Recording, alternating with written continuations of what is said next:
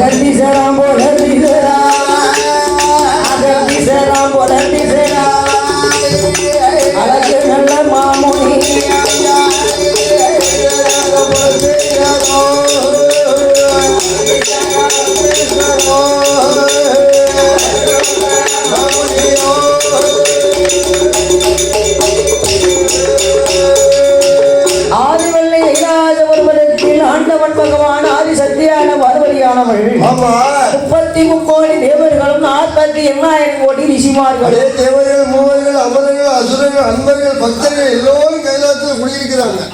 அப்படி தேவாதி தேவர்களும் மூவாதி மூவர்களும் ஒருவர் இருக்கும்போது இந்த ஆண்டவன் சிவபெருமானவர் ஈரேழு 14 உலகங்களை படைத்திருக்கிறார். ஆமா, அங்கம் அருணம் இலாடம் யவனம் ஒட்டியம் ஓடம் என்று சொல்லக்கூடிய என்னையா நான் மூச்சு விட்டுக்கிறேன் ஐயா. இந்த ஈரேழு 14 உலகங்களை படைத்து மேலே ஆகாயத்தை படைத்து நாம வாழக்கூடிய லோகம் மத்திய லோகம். அப்படி ஈரேழு 14 லோகங்களை படைத்து படைத்த மனிதனுக்கு பட்டினி இல்லாமல் பகவான் பலியிழந்து வருகிறார். எறும்பு முதல் யானை வரை உயிர்களுக்கு பட்டினி இல்லாமல் கல்லுக்குள் இருக்க முதல் கருவலையில் இருக்கும் விசு வரைக்கும் பாறையில் உள்ள உயிர்களுக்கு எல்லாம் பட்டினி இல்லாமல் பலியிழந்து வருகிறார். எப்படி வருகிறார் தெரியுமா? நல்ல தினை எடுத்து நாளே நல்ல தினை எடுத்து நாளே நல்ல தினை எடுத்து நாடே படியலந்தா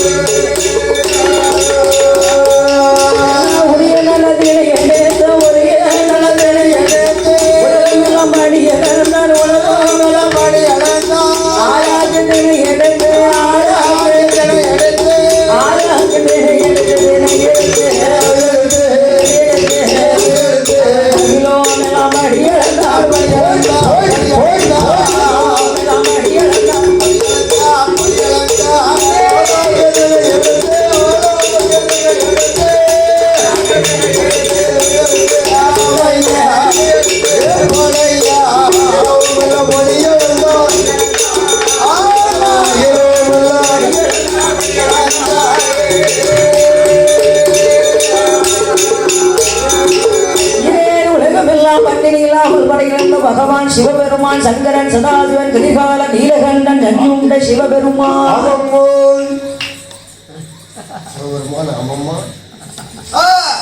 என்ன செய்யனே தெரியல எனக்கு.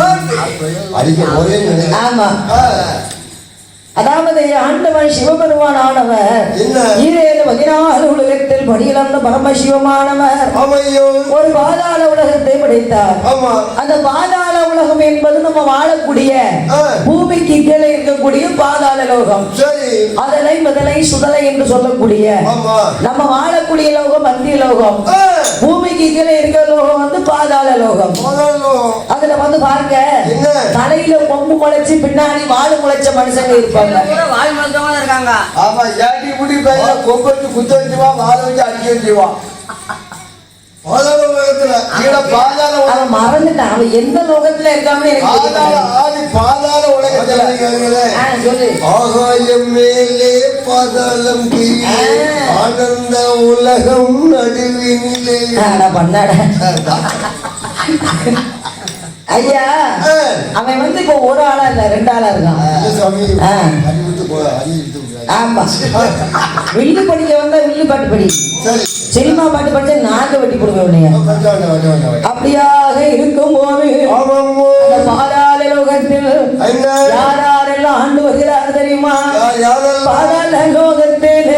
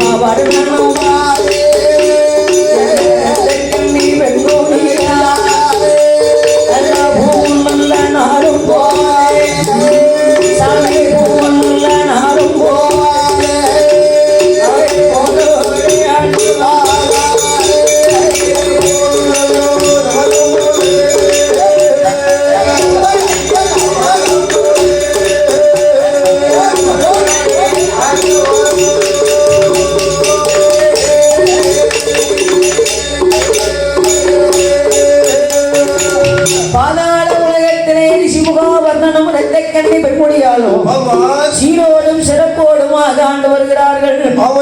இப்படி ஆண்டு வரக்கூடிய காலத்துல சிவகாபனனுக்கும் ரத்தகண்ணை பெண்முடியாளுக்கும் எந்த விதமான குறைபாடுகள் இல்லாமல் ஆண்டு வருகிறார்.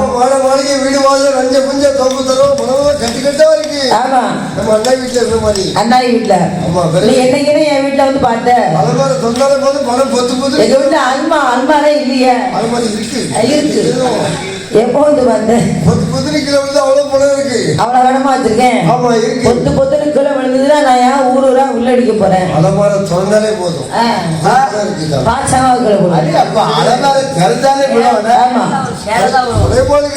ஆமா, அப்ப கொள்ளையடிக்க தான் போனோம். நீ சொந்த மாதிரி கீழே விழணும்னா அப்படியா?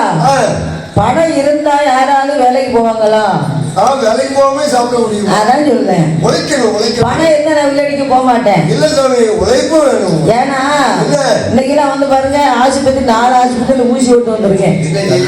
பணம் இல்லாத காரணத்தினால விளையாடிக்க வந்திருக்கு. பணம் இருந்தா சோம்பலான வீட்டுல இருந்து கொடுங்களா? ஆகையினால் பணமே வாழ்க்கை ஆகாது. இல்ல உனக்கு பணம் தான் தேவை. சரி, இந்த ரிஷிமுகாபரணனுக்கும் ரத்தக்கண்ணி பெண்முடியாளுக்கும் ஏகப்பட்ட சொத்து சுகத்தோடு மண்மைகள் ஆண்டு வரும் பொழுது ஆனால் எல்லாத்தையும் கொடுத்த இந்த கடவுளானவர் அவர்களுக்கும் ஒரு குறை வைத்திருக்கிறார். பிரச்சனை இருந்தால்தானே பணத்தால் குறை இல்ல, சாப்பாடுனாலும் குறை இல்ல, தலையில என்னதைக்கு இல்லைன்னு குறை இல்ல. ஆனால் அவங்க மனசுல ஒரு குறை இருக்கு. கடவுள் அவங்கள மக்களை குறையா படிச்சிருக்க மாட்டாரு. இந்த மாநிலத்தில் வாழக்கூடிய மாநில மக்களுக்கு எல்லாத்துக்குமே ஒரு குறை உண்டு. ஆனா அதை யாரும் வெளியே சொல்ல மாட்டாங்க. கடவுளை நம்ம நினைப்போம். ஆமா, நமக்கு ஆண்டவன் ஒரு குறைய கொடுத்தா தான் நம்ம கடவுளை நினைப்போம். சொல்லட்டும், நமக்கு குறை இருந்தா நம்ம கடவுளை நினைப்போமா? அதாவது இந்த ரிஷிமுகாவர்ணனுக்கும் இரத்த கண்ணை முடியாளுக்கும் ஒரு குறையோடு வாழ்ந்தா தான் அண்ணன் சொன்ன மாதிரி நம்ம உச்சி மகாளி வாசலுக்கு வருவோம், முத்தாரம்ம வாசலுக்கு வருவோம். குறை இல்லாம யாரும் வாழ முடியாது. குறை இருந்தா தான் குலதெய்வத்தை நினைப்போம். குலதெய்வத்துக்கு குறை கொடுத்தா தான் நமக்கு வாழ பெரிய சங்கடத்தெல்லாம் தாக்கக்கூடியது நம்ம குலதெய்வம் தான். மனிதனுக்கு பிரச்சனை தானே சுவாமிக்கு அர்ச்சனை. அடையப்பா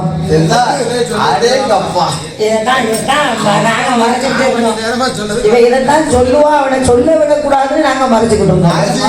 ஆமா, அதாவது இந்த ரிஷிமுகாவர்ணனுக்கும் இரத்த கண்ணை பன்மொழியாளுக்கும் உலகத்திலேயே சிறந்த கனி, வெறுக்காத கனி, வெறுக்க முடியாத கனி. என்ன கனி?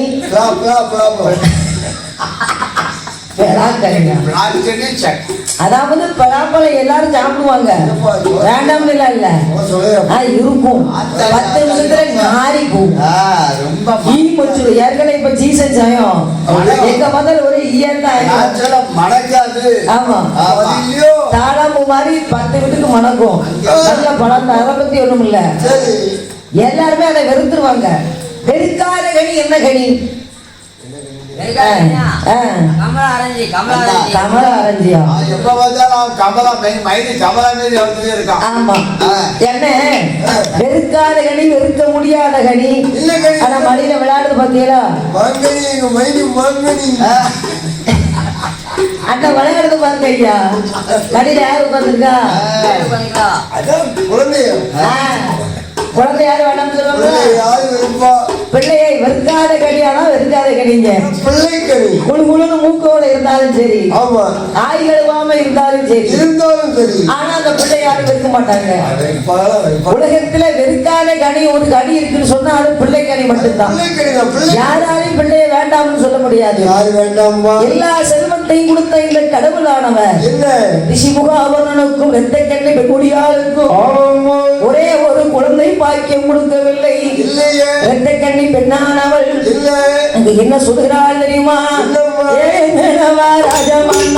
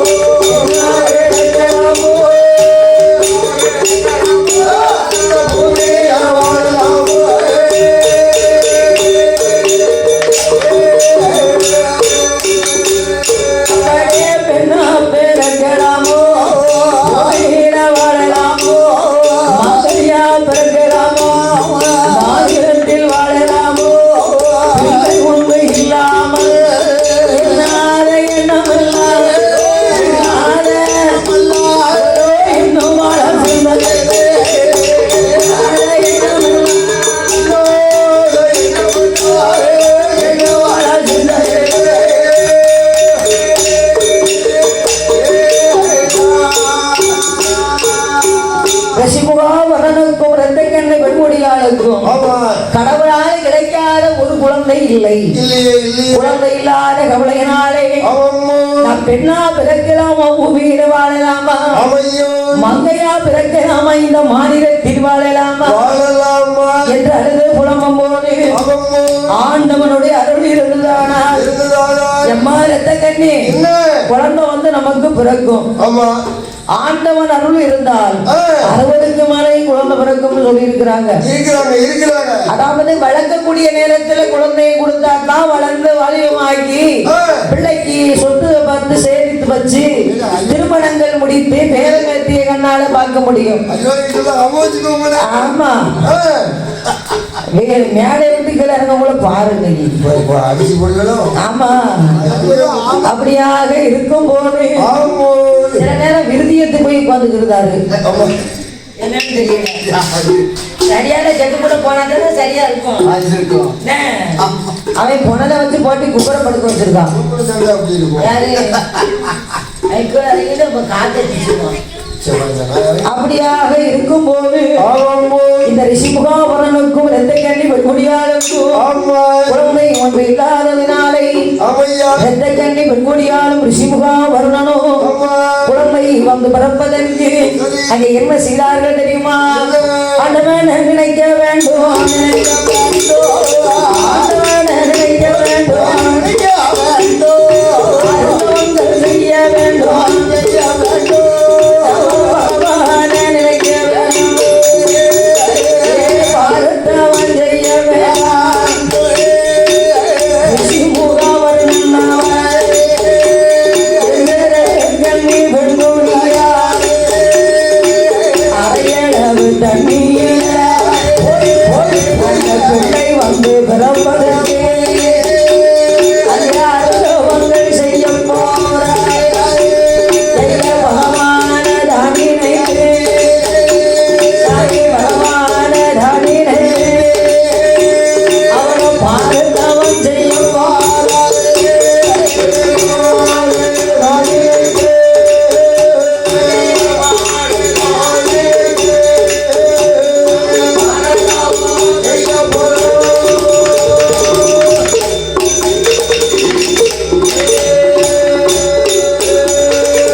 ரிஷிமுகாவர்ணனும் இரத்த கண்ணை வெண்கொடியாலும் ஆற்றலை சென்று அயலும் தனியிலே நின்று ஈசனே தஞ்சம் என்று கரகரா சிவ சிவா சம்போ மகாதேவா என்று பகவானோட நாமத்தை சொல்லிக் கொண்டு ஆமா கரத்தை ஏற்றி நயனங்களை மூடி ஆமாம்மா. கடிதமும் செய்து வருகிறார்கள் ஆமா இப்படியாக செய்து வரும் பொழுது ஆமையா. வண்டுமுகா மலை என்று ஒரு மலை இருக்கிறது சரி அதுல வண்டுமுகா ரிஷியான ஒரு ரிஷி இருந்து வருகிறார் வருகிறார். அவரும் அண்ணாச பொன்னாச பெண்ணாச பெண்ணாசை. மூவாசை வெறுத்து ஐம்புலனை அடக்கி அடக்கி. கடும் தவம் செய்து வருகிறான் அந்த வண்டுமுகா ரிஷியானவன் ஓடி.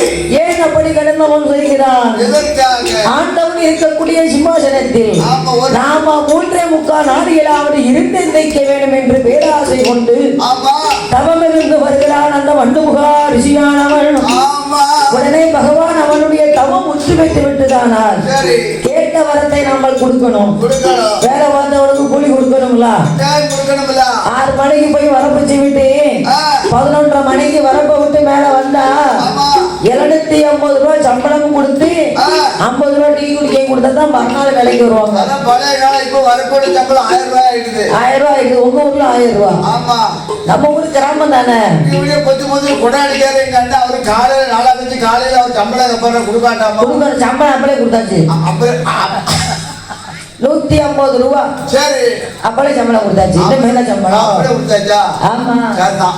இங்க வரப்போட்டு போனா உழைக்கணும்ல ஆமா ஆமா நீங்க வரப்ப மம்பட்டிய தூக்குனேன்னு வைங்களேன் உழவுதான் உழவுதான். பாக்கியக்குள்ளதான் கிடப்பீங்க. வரப்புக்கு தகுந்த கூலி வேணும் ஆமா அப்படியாக இருக்கும்போது கேப்ப தவம் இருந்து வந்தவனுக்கு சரி கேட்ட வரத்தை கொடுக்க வேண்டும் என்று சொல்லி ஆமா ஆனா அவன் தவத்தை கலைச்சிட்டோம்னா எப்படி நாம வரம் கொடுக்க முடியும்? எப்படி கொடுக்க முடியும் அப்படி என்று நினைத்து பிரம்மா விஷ்ணு உத்திரம் ஆமா மூவேர் ஒன்றாக சேர்ந்து தெய்வ ரகசியம் பேசி ஒரு குழந்தையை பெருமை செய்து இது வண்டுமுகாரிசி தவத்தரையில் கொண்டு வந்து போடுதாங்க. ஓடி அந்த குழந்தையானது தவழ்ந்து சென்று சென்று வண்டுமுகாரிசி மடியிலே வந்து அமர்ந்திருக்க வந்திருக்க அது என்ன நடக்கு தெரியுமா? என்னம்மா? கப்பத்தேல இருந்தவன்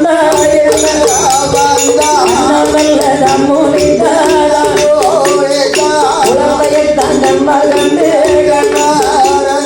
வாரி மெல்ல கையிலெடுத்தான் வலது கண்ணா முத்தமிட்டான் மெல்ல கையிலெடுத்தான் இருபுறமும் முத்தமிட்டான் வண்டுமுகாரிசி அவனோ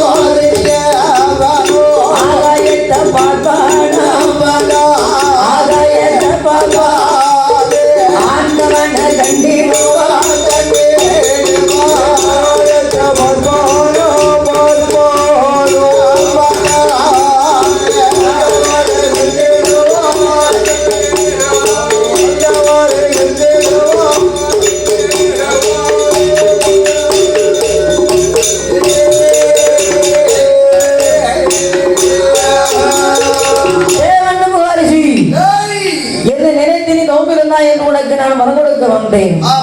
ஆனால் பொன்னாசை பொருளாசை வெறுத்தவன் நீ பெண்ணாசை வெறுக்கவில்லையடா.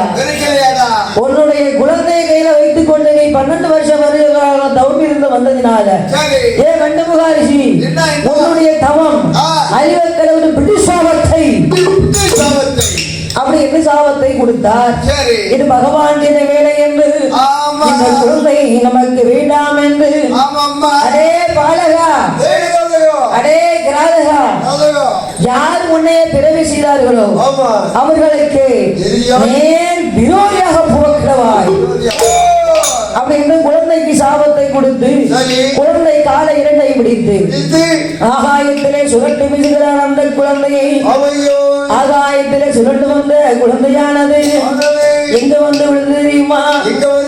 ஆற்றிலே சென்று அறையில தண்ணியிலே ஈசனே தஞ்சம் என்று தவமிருந்து வருகிறானே ரிஷிமுகாவரணன்.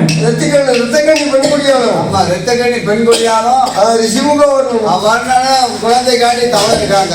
அவருடைய கருத்திலே வந்து குழந்தை பொறுத்து வந்து விழுது. குழந்தை வந்து விழுந்த போது பழமழுவி பாலில விழுந்து அவர் நல்லா சாப்பிடுவாரு.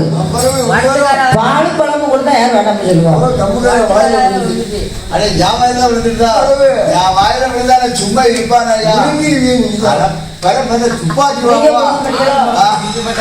இல்ல இவங்க முழுங்க மாட்டாங்களோ? ஆனால் குழந்தை வந்து விழுந்த போது எப்படி கொண்டு வருகிறார் தெரியுமா? பிள்ளை என் கையில எடுத்து பிள்ளை என் கையில எடுத்து பிள்ளை என் கையில எடுத்து மாயுடன் கொண்டு வர கொண்டு வர கொண்டு வர மாயுடன் கொண்டு வர கொண்டு வர கொண்டு வர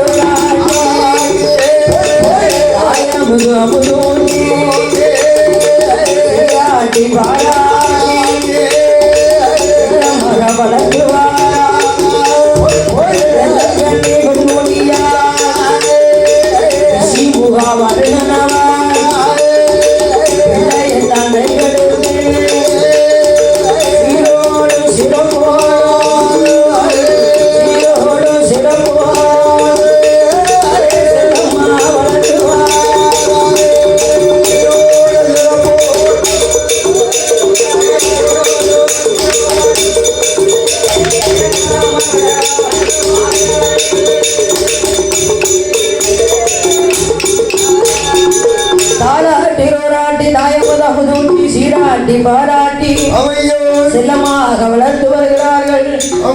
குழந்தை சொன்னா ஒரு பேர் நாம கொடுக்கணுங்களா? என்ன பேர் கொடுக்கலாம்? குழந்தை அழைக்க முடியுமா? எம்சி கொடுத்துருவோமா? எம்சியா? அந்த காலத்துல உள்ள பேர்கள்லாம் ராக்கன் ராக்கி மூக்கன் மூக்கி மூக்கன் மூக்கன் மூக்கன் மூக்கி இடும்பன் இடும்பி குடும்பன் குடும்பி குடும்பன் குடும்பி சொக்கி கொண்டாடி சொக்கி உன் பேர் சொக்க. இப்படி பேர்லாம் கூப்பிட நல்லவையா இருக்கு. அந்த காலத்துல பேர் இருந்தா இப்ப நாகரிகமான காலம் வந்துட்டு ரெண்டு பேர் இருக்காங்க. ரஜினி, கமல், விஜய், குமார், சுரேஷ், மகேஷ், ரவி. ரவி கிடையாது, ரவி. பூரா கண்டுபிடி பேரா பூரா ரெண்டு இதுல 99ல வந்த பேரு இது 99லயா உள்ள பேரு அந்த பேரு கிடையாது. இப்போ உள்ள பேரு என்ன பேரு? அது 1999ல வந்த பேரு நீ சொன்ன பேரு. உள்ள பேர் சொல்லாம பாரு. இப்ப உள்ள பேரு வந்து நடிகர் கௌதம் கார்த்திக். கௌதம் கார்த்திக். கௌதம் கார்த்திக் அதாவது கார்த்தினுடைய மகன் கௌதம் கார்த்திக், விக்ரம் பிரபு, இதெல்லாம் இப்ப உள்ள தலைமுறைகள். நடிகர் தனுஷ் இருக்கிறாரு, அஜித் இருக்கிறாரு. இப்ப நடிகரே தலைவரா வந்துட்டாரு. ஆமா, அதெல்லாம் சொல்லாதீங்க. அப்படியாக இருக்கும் போது அதே மாதிரி பெண் குழந்தை பிறந்ததுன்னு சொன்னா இப்ப உள்ள நடிகர் பேரு என்ன பேரு கொடுக்கலாம்? அது பழைய பேருங்க. விஜய். ஆமா, விஜய். எதாவது விஷயம் விஜய். அப்ப நக்குமா போய் நக்கிக்கிட்டு அதெல்லாம் பழைய பேருன்னு சொன்னா நக்குமாலாம். ஐயா இப்ப உள்ள பேரு நடிகர் சதா. சுதா. அதெல்லாம் காந்தியோடத்துல அந்த பேரை கட் பண்ணிட்டாங்க. நயன்தாரா. நல்ல பேர் தெரியுமா? நயன்தாரா, நடிகர் சதா, கீர்த்தி சுரேஷ். கீர்த்தி சுரேஷ் இப்ப உள்ள நடிகர் இந்த மாதிரிலாம் கொடுப்பாங்க.